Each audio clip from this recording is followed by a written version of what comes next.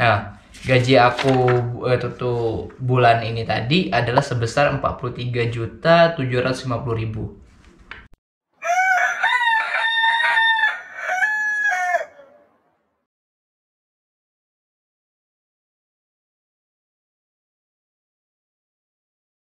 Assalamualaikum warahmatullahi wabarakatuh teman-temanku semuanya. Balik lagi di TKI Muda bersama aku Habib.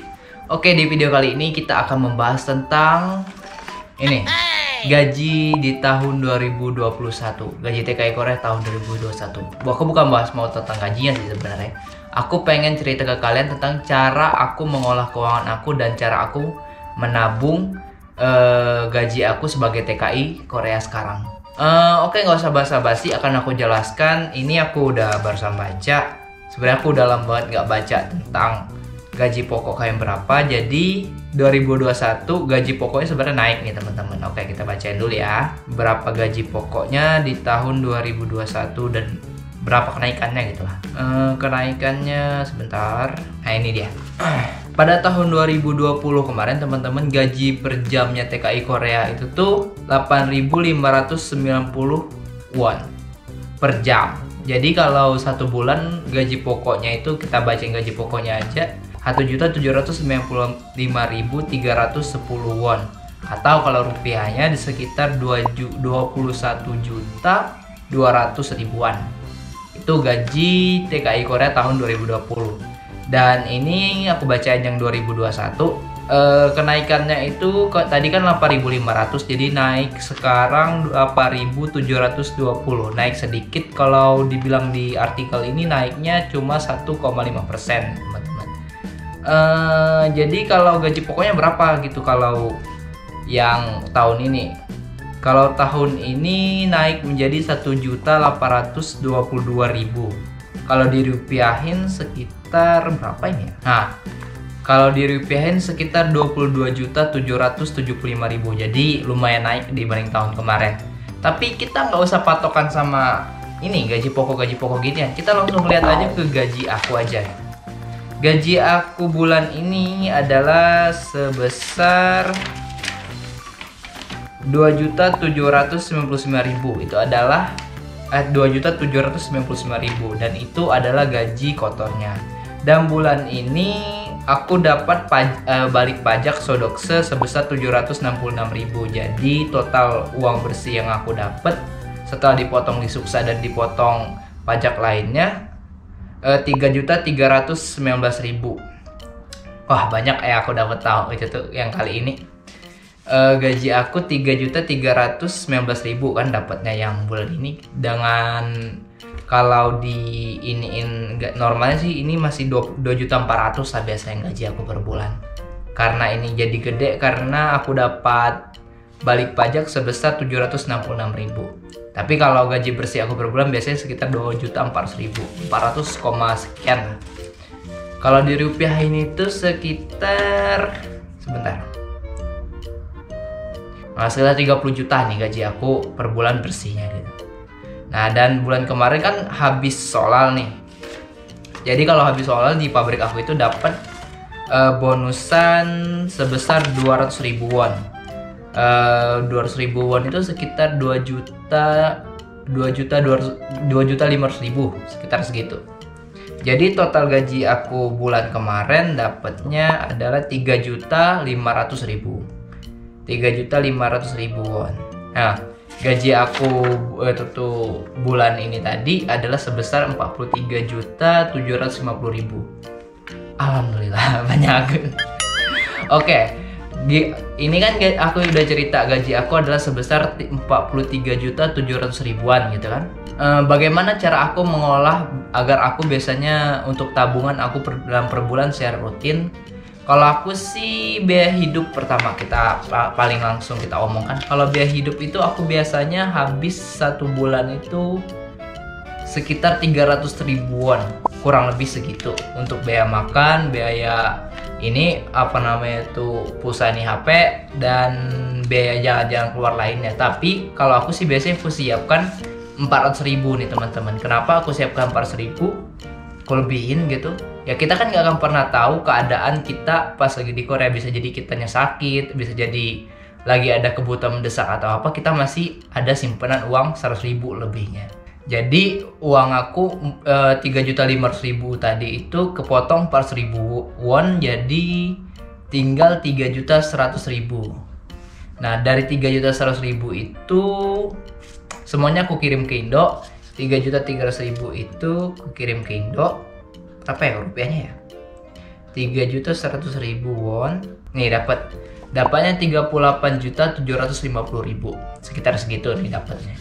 Nah itu tabungan aku untuk bulan ini. Dan 38.700.000 itu tuh 3 jutanya aku kirim ke orang tua aku rutin sesuai dengan video yang ini barusan aku upload itu, yang aku ceritain. Itu udah janji aku sama ibu bapak aku, setiap bulan akan aku kirim segitu, dan sisanya aku tabung. Jadi bisa kalian bayangkan tabungan aku itu sekitar 35 jutaan satu bulan ini. Nah kalau bulan-bulan biasanya gaji aku adalah 2.400.000. 400.000-nya buat aku, jadi 2 juta wonnya kok kirim ke Indo. Kirim ke Indo 2 juta won itu adalah sekitar 25 jutaan biasanya. Nah 25 juta itu 3 jutanya aku potong lagi buat kirim ke orang tua aku. Jadi aku bisa nabung rutin, alhamdulillah sekitar 22 juta lah sebulan. 20 juta sebulan. Jadi kalau banyak sih. Ya alhamdulillah bisa nabung segitu. Nah tapi sebenarnya tabungan aku itu tuh nggak semua orang sama gitu, macam-macam. Ada yang bisa lebih hemat, ada yang bisa yang lebih lebih sedikit nabungnya, tergantung keinginan masing-masing. Nah biasanya kalau TKI Korea itu karena uangnya kerasa banyak gitu kan kerja, kadang tuh ada beberapa barang-barang yang nggak terlalu kita butuhkan kita beli. Kayak aku gitu, awal-awal pengen jadi YouTuber, udah beli kamera yang mahal, udah beli juga alat-alat yang mahal juga, terus ngebeli gini HP ginian yang kameranya 3 gitu. Ya seneng-seneng aja sih sebenarnya buat punya kamera HP yang bagus gitu kan. Ya gitu, kebanyakan nggak terlalu bisa kekumpul gitu. Jadi saran aku kalau kalian nanti suatu saat bisa bekerja ke Korea gitu, ya tabunglah uang kalian sebaik mungkin, dan ini investasikan ke tanah sih kalau bisa sih, ke tanah. Terus sepintar-pintarnya kalian lah soal pengolahan uang. Tapi kalau aku sharing aja, cara aku mengolah uang aku adalah dengan cara sekarang potong dengan biaya bulanan aku, biaya kirim ke orang tua, dan sisanya aku tabungin. Aku simpel itu aja sih per bulannya. Tapi yang harus kalian perhatiin juga adalah tentang hutang pihutang. Sangat harus kalian hati-hatiin lah gitu. Jangan sampai kalian ini terjebak sama kayak cerita aku yang kemarin gitu kan. Kalau bisa nih, kalau soal hutang pihutang hindarin. Nggak usah banyak cincong sama orang, ya bilang aja nggak ada apa gimana lah, ceritanya gitu aja. Kalau bukan keperluan sangat mendesak seperti keluarga ada yang sakit apa gimana, mungkin itu ya bisa kalian pikir-pikirkan lagi gitu. Ini lagi ya. Jadi normalnya aku nabung itu adalah 22 juta per bulan dari gaji aku yang sekarang. Alhamdulillahnya bisa sampai segitu. Dan cita-cita aku sekarang di sisa pisah aku di Korea. Oh iya, kalian ada yang komen di video baru aku tentang nanya aku apakah aku masih di Korea apa udah pulang di Indo. Sekarang ini aku masih di Korea gitu. Akan perpanjang ini pisah 3 tahun. Sesudah 3 tahun kan pisahnya nambah lagi 1 tahun 10 bulan. Jadi kita TKI Korea itu untuk pisah pertama awalnya itu dapat visa 4 tahun 10 bulan kalau total sesudah diperpanjang, dan aku akan segera ngelewatin yang 3 tahunnya. Jadi nanti setelah perpanjang masih ada 1 tahun 10 bulan. Aku pulangnya di bulan 3 tahun 2023 ya, 2023 aku pulangnya nanti. Mungkin cukup itu saja untuk vlog kali ini, sharing tentang gaji aku dan perubahan gaji TKI Korea dari tahun lalu dan tahun ini. Sebenarnya nih kalau mau aku ceritain gitu, perubahan gaji itu nggak akan ningkatin gaji kalian di Korea. Kenapa? Karena sejauh pengalaman aku gitu, orang Koreanya pasti makin akan mengakal-akalin gimana gaji kita itu nggak naik. Biarpun basicnya naik, tapi pabriknya nggak mau naikin gaji kita. Mereka merasa rugi. Bisa jadi kerjaan kalian makin tambah banyakin kayak pabrik aku sekarang, bisa jadi juga yang jam istirahat kalian itu nggak kehitung jam kerja. Kalau dulu kalian kerja 12 jam, dihitungnya 12 jam kerja. Kalau sekarang, kalau tempat aku dihitungnya 10 jam kerja. Kenapa?